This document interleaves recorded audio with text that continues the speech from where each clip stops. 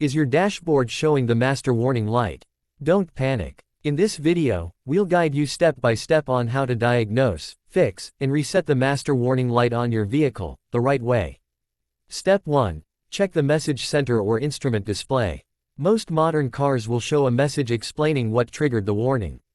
Look for messages like, low washer fluid, check engine, or, low tire pressure.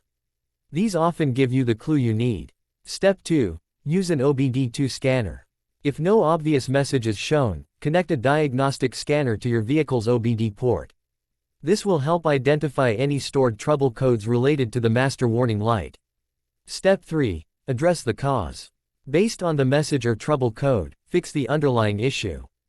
This might involve topping off engine oil or coolant, inflating tires to the proper pressure, closing all doors and the fuel cap, replacing a faulty sensor. Step 4.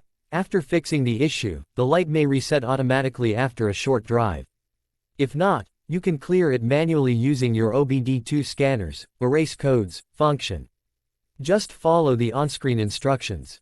Note: in some cases, especially with hybrid or newer vehicles, the master warning light can be triggered by advanced systems like the pre-collision system, lane assist, or ABS.